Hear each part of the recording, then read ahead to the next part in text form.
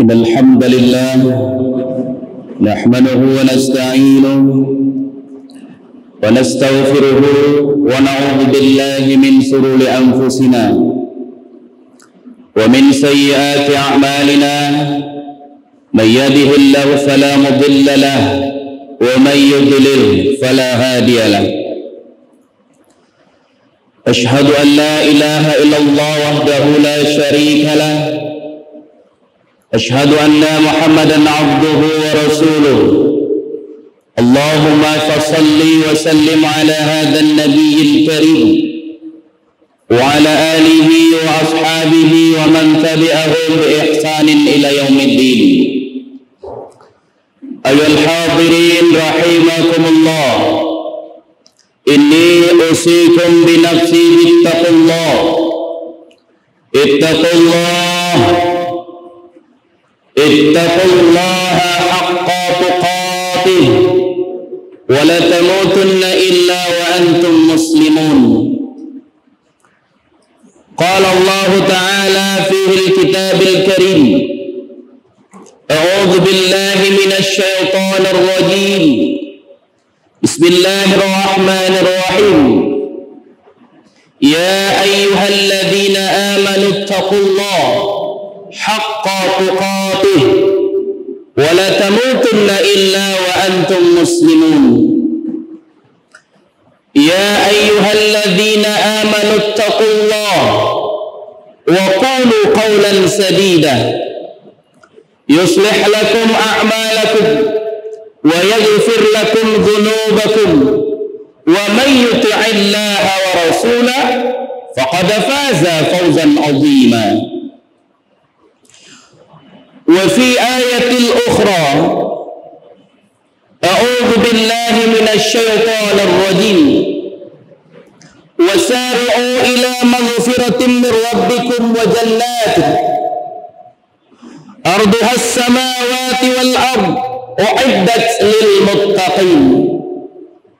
وفي آية أخرى: إن المتقين في جنات وعيون آخذين ما آتاهم ربهم إنهم كانوا قبل ذلك محسنين كانوا قليلا من الليل ما يهجعون وبالأسحار هم يستغفرون وفي أموالهم حق للسائل والمحروم. Ali Imran ayat 133, Surah Az-Zariyat surah ke-51 ayat yang ke-15. Sidang jemaah Jumat rahimakumullah, tiada kata yang lebih pantas kita ucapkan kepada Allah Subhanahu wa taala selain bersyukur kepadanya. Hari ini Allah Subhanahu wa taala masih senantiasa melimpahkan rahmat iman dan rahmat kesehatan serta nikmat berkesempatan untuk menunaikan ibadah Jumat. Kata Nabi sallallahu alaihi wasallam, ada dua nikmat yang manusia sering terlupa karenanya, dan ketika nikmat itu telah pergi, barulah manusia tersadar akan pentingnya nikmat itu. Apa itu dua nikmat? As-sa'atah was-sihatah, kesehatan dan kesempatan. Dan nikmat tak kalah lebih besar lagi adalah nikmat beriman kepada Allah Subhanahu wa taala. Maka jemaah yang dirahmati Allah, kita syukuri semua yang Allah berikan. Mudah-mudahan Allah jadikan kita adalah hamba-hamba yang bersyukur. Karena memang dalam surah Ibrahim ayat ke-7, la in syakartum la azidannakum wa la in kafartum inna azabi la syadid. Berselawat kepada Nabi Allah, Nabi Muhammad sallallahu alaihi wasallam. Allahumma salli ala Muhammad wa ala ali Muhammad. Melalui mimbar ini khatib berwasiat, mengajak, memanggil, mengetuk pintu hati kita semua mari senantiasa memperbaiki diri, memperbaiki keimanan kepada Allah Subhanahu wa taala. Karena jemaah yang dirahmati Allah, kita manusia yang Allah titipkan satu yang disebut dengan qalbu. Qalbu kita tempatnya sesuatu yang berbolak-balik, tempatnya fujuraha wa taqwaha. Tidak ada jaminan hari ini kita beriman, nanti mati pun dalam keadaan iman. Betapa banyak saudara-saudara kita karena tidak tahan dengan himpitan ekonomi, tidak tahan dengan kesusahan di bumi, hari ini beriman, tahu-tahu tahun depan sudah terlihat tidak beriman kepada Allah. Karena memang kata Nabi, yazidu bita'ah wa yanqudu bil ma'siyah. Iman itu akan menaik kalau dia taat, dan iman itu akan turun kalau kita sibuk dalam maksiat. Dalam khutbah kita kali ini, di awal tadi kita telah petik dua ayat Allah. Surah Ali Imran ayat 133 dan surah Az-Zariyat surah ke-51 dalam urutan Al-Quran pada ayat yang ke-15 sampai 19. Jemaah dirahmati Allah, a'udzu billahi minasyaitonir rajim. Wasari'u ila maghfiratin min rabbikum wa jannati 'arduha as-samawati wal ard u'iddat lil muttaqin. Kata Allah, hendaklah senantiasa bersegera menuju ampunan Allah, dan Allah sediakan surga yang luasnya seluas langit dan bumi. Untuk siapa surga Allah sediakan? U'iddat lil muttaqin. Di ayat yang lain Allah juga menjelaskan bahwa penduduk surga itu adalah orang yang bertakwa. Az-Zariyat ayat yang ke-15, innal muttaqina fi jannatin wa 'uyun. Sesungguhnya Allah menyediakan bagi orang-orang yang bertakwa itu jannatin wa 'uyun, surga yang mengalir anak sungai di bawahnya. Jemaah dirahmati Allah, pesan wasiat takwa, mengingatkan akan ketakwaan adalah pesan yang amat penting dan senantiasa diingatkan Rasulullah sallallahu alaihi wasallam. Jumat demi Jumat, ta'lim demi ta'lim, penyampaian Rasulullah, kajian demi kajian, Rasul senantiasa mengingatkan akan ketakwaan. Imam Ali bin Abi Thalib, salah satu pendapat beliau menjelaskan bahwa takwa itu ada 4 maknanya. Pertama, kata Imam Ali bin Abi Thalib, al-haqqu minal jalil, al-khawfu minal jalil. Ada rasa takut kepada Allah yang maha jalil, yang maha mulia. Kemudian makna takwa itu kata Ali bin Abi Thalib, wal amalu bitanzil, mengamalkan Al-Quran. Wal isti'dadu li yaumil rahil, ada persiapan untuk menuju hari akhir. Wal qana'atu bil qalil, ada sifat qanaah, merasa cukup terhadap nikmat yang sedikit. Jemaah dirahmati Allah Subhanahu wa taala, menjadi hamba yang memelihara ketakwaan kepada Allah, banyak makna yang disampaikan oleh para ulama. Di antara makna lain takwa itu adalah menunaikan apa-apa yang Allah perintahkan semampu kita menunaikan, dan meninggalkan apa-apa yang Allah larang secara totalitas.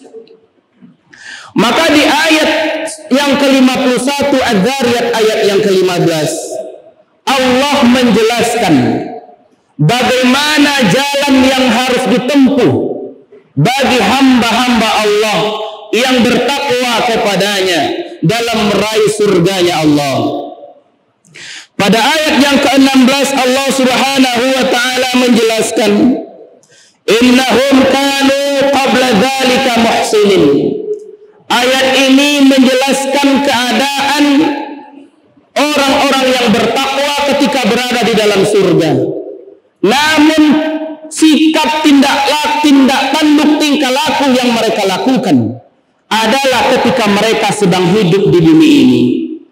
Maka Al-Quran itu, sidang jemaah yang dirahmati Allah, ada kalanya berkisah tentang masa yang telah berlalu, ada berkisah tentang masa yang akan terjadi, dan ada berkisah tentang masa yang sedang terjadi. 3 dimensi ini dikisahkan Allah dalam Al-Quran. Allah menjelaskan jalannya orang-orang bertakwa itu pada ayat yang ke-16, innahum kanu qabla dzalika muhsinin. Sesungguhnya mereka yang bertakwa itu ketika hidup di bumi Allah, kanu qabla dzalika muhsinin. Mereka adalah orang-orang yang muhsin. Orang-orang yang muhsinin maknanya adalah orang yang memiliki sifat ihsan. Al-Quran menjelaskan makna-makna kata-kata yang berarti sesuatu yang baik. Ada kalanya Allah menyebutkan dengan kalimat ma'ruf, ada kalanya Allah menyebutkan dengan kalimat khair, ada kalanya Allah menyebutkan dengan thayyibah. Tetapi ketika Allah menjelaskan apa kebiasaan penduduk surga, Allah menyebutkan dengan kalimat ihsan. Jemaah yang dirahmati Allah, siapa yang memerintahkan manusia supaya menjadi hamba yang memiliki sifat ihsan? Allah Subhanahu wa ta'ala. Di antaranya perintah Allah agar manusia memiliki sifat ihsan, An-Nahl ayat yang ke-90. Kata Allah, innallaha ya'muru bil adli wal ihsan. Sesungguhnya Allah lah yang memerintahkan engkau berbuat adil dan berbuat ihsan. Satu ketika Nabi Allah Muhammad sallallahu alaihi wasallam didatangi oleh seseorang yang berwujud manusia, kemudian menanyakan tentang 3 hal. Ma huwal iman, ma huwal islam, ma huwal ihsan. Apa itu iman ya Rasul? Apa itu Islam ya Rasul? Dan apa itu ihsan? Kemudian Nabi menjelaskan bahwa iman, Allah Rasul menjelaskan rukun iman yang 6. Bahwa Islam, Rasul menjelaskan rukun Islam yang 5. Ketika sampai mahwal ihsan, Rasul menjelaskan anta'budallaha ka'annaka tarah, fa in lam takun tarah fa innahu yarah. Engkau sembah Allah seolah-olah engkau melihat akan Allah. Fa in lam takun tarah, kalau tak mampu engkau melihat akan Allah, karena memang tak akan mampu engkau melihat Allah, fa innahu yaraka, yakinlah bahwa engkau dilihat oleh Allah. Orang yang memiliki sifat ihsan di dalam dirinya tidak membutuhkan CCTV dalam ruangan pekerjaannya. Karena apa? Dia yakin Allah memantaunya 24 jam. Orang yang memiliki sifat ihsan akan tidak membutuhkan atasan ketika dia sedang bekerja. Tidak harus dipantau atasan dia bekerja. Orang yang memiliki sifat ihsan tidak akan harus dipantau oleh aparatur, tidak harus dipantau oleh petugas di jalan mematuhi rambu-rambu lalu lintas. Orang yang memiliki sifat ihsan, baik perkataannya, baik perbuatannya, baik pemikirannya, baik hal-hal yang direncanakannya. Maka jemaah dirahmati Allah Subhanahu wa ta'ala, ihsan bukan sekedar baik, tapi ihsan itu lebih baik. Maka orang yang memiliki sifat ihsan, kapanpun dan dimanapun, dirinya senantiasa berada dalam pantauan Allah Subhanahu wa ta'ala. Ini jalan yang harus ditempuh oleh orang yang bertakwa. Tanamkan sifat ihsan di dalam diri kita masing-masing. Kemudian yang kedua, sidang jemaah dirahmati Allah, orang yang bertakwa, jalan yang ditempuhnya ketika hidup di bumi Allah, sehingga Allah sebutkan dia penghuni taman-taman surga. Kata Allah pada ayat berikutnya, kanu qalilan minal laili ma yahjaun. Kanu qalilan minal laili ma yahjaun. Mereka sedikit menggunakan malam untuk tidur. Ada waktu-waktu yang mereka sisihkan, setidaknya sepertiga malam terakhir, untuk mengabdi, untuk menghambakan diri kepada Allah Subhanahu wa ta'ala. Imam As-Suyuti dalam tafsirnya menjelaskan, bukan berarti orang takwa itu tidak tidur dalam malamnya. Bukan berarti orang yang takwa itu habis malamnya untuk tahajud, tidak. Orang yang takwa itu senantiasa mengambil sebagian malamnya. Kata Imam Ibnu Katsir dalam tafsirnya, orang yang takwa itu tidak akan melewati malamnya, kecuali sebagian kecil diambilnya untuk bertahajud kepada Allah Subhanahu wa ta'ala. Ayat ini juga menjelaskan, bukan sekedar bangun untuk bertahajud, tetapi orang yang takwa itu adalah mereka sibuk minta ampun kepada Allah di ujung-ujung malamnya. Maka Nabi ada mengajarkan, ada zikir pagi dan petang. Ada Nabi mengajarkan tempat beristighfar terbaik itu adalah di ujung-ujung malam, menjelang subuh. Maka jemaah dirahmati Allah Subhanahu wa ta'ala, menariknya di sini ada satu hadis yang dikutip oleh Imam Ibnu Katsir dalam menjelaskan ayat ini. Hadis ini yang sering kita dengar dan sering banyak memiliki komentar-komentar yang berbeda di kalangan para ulama. Yang jelas jemaah dirahmati Allah Subhanahu wa ta'ala, dalam hadis yang diriwayatkan oleh Imam Al-Bukhari dan Muslim, kata Imam Al-Bukhari, dalam kata Rasulullah sallallahu alaihi wasallam, yanzilu rabbuna tabaraka wa ta'ala, Rabb kita yang mulia tabaraka wa ta'ala, kulla lailatin ila samai dunia, yanziru ila samai dunia, Allah itu turun ke langit bumi tiap malam. Hingga kata Nabi, pada sepertiga malam terakhir Allah Subhanahu wa ta'ala berfirman, hal min qaidin, adakah manusia itu yang bertaubat? Fa'atubu ilaih, maka ku terima taubatnya. Hal min mustaghfirin, adakah manusia itu minta ampun kepadaku? Fa'aghfiru lahu, ku beri ampun dia. Jemaah dirahmati Allah, makna turunnya Allah sepertiga malam terakhir itu, di antara penjelasan para ulama, maknanya adalah rahmat dan kasih sayang Allah itu turun, memberikan, membuka seluas-luasnya ampunan dan taubat kepada manusia yang melakukan sholat pada malam hari itu dan melakukan istighfar atau minta ampun kepada Allah di ujung-ujung malamnya. Maka jemaah yang dirahmati Allah, ini mesti kita motivasi. Kita paksakan diri. Sedangkan pertandingan dunia bola saja kita siap untuk bertanggang, apalagi di ujung-ujung masa kita, dalam rangka menuju ampunan Allah, dalam rangka meraih maghfirah Allah, dalam rangka mendapatkan ridhonya Allah Subhanahu wa ta'ala. Apa salahnya kita program setiap malam? Kalau tidak mampu tiap malam, sekali 2 malam. Tidak mampu sekali 2 malam, sekali 3 malam, sekali 4 malam, setidaknya kita melakukan. Maka jemaah, bagi hamba-hamba Allah yang sudah mendarah daging bangun di tengah malam, bagaimanapun aktivitasnya akan senantiasa terbangun. Bagi hamba Allah yang sudah merasakan nikmatnya bertahajud, akan senantiasa terbangun. Apa yang memotivasinya? Di antaranya ayat Allah, wa minal laili fatahajjad bihi nafilatan lak asa ayyab'atha rabbuka maqaman mahmuda. Sebagian malam itu kalian gunakan untuk bertahajud. Memang maknanya di sini Allah menyebutkan nafilah, ibadah tambahan. Tetapi ganjarannya sedang jemaah yang dirahmati Allah, maqaman mahmuda. Melalui ibadah tambahan itu Allah sediakan tempat terbaik. Bisa saja tempat terbaik itu, maqaman mahmuda itu Allah berikan di bumi Allah. bisa saja Allah berikan di akhirat nantinya. Sudah pasti surga menanti jemaah yang dirahmati Allah. Maka terakhir pada ayat ini Allah menjelaskan bagi hamba-hamba yang bertakwa apa kebiasaan lainnya. Selain dari bertahajud, mereka menyisihkan sebagian hartanya yang diberikan oleh Allah untuk orang-orang yang membutuhkan.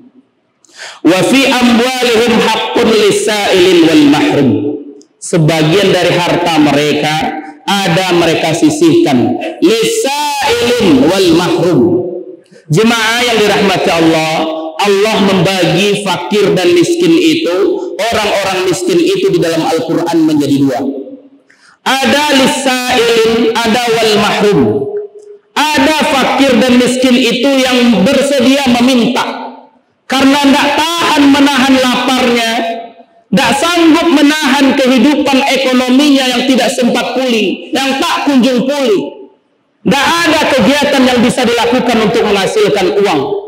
Maka dengan terpaksa dilawan rasa malunya, berjalan berkeliling di negeri-negeri ini masih kita temukan mereka mengulurkan tangan demi sesuap nasi. Lisa'il wal mahrum, ada mereka itu yang butuh, tetapi mereka demi menjaga wibawanya, karena mereka yakin kepada Allah, tangan yang di bawah, tangan yang di atas lebih Allah muliakan ketimbang tangan yang di bawah. Biarlah susah, biarlah lapar, yang mengemis tidak akan mereka lakukan. Profesor Dr. Quraish Shihab juga menjelaskan fakir dan miskin itu di dalam Al-Quran dua. Ada yang meminta, ada yang tidak meminta.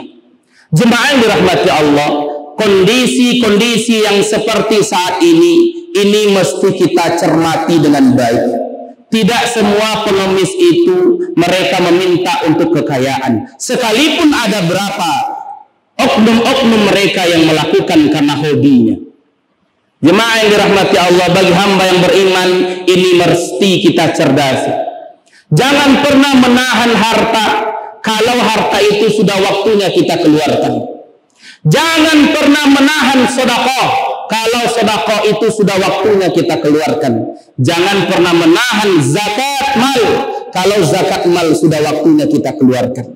Mengapa demikian? Bisa saja Allah yang mengeluarkan dengan cara Allah Subhanahu wa taala.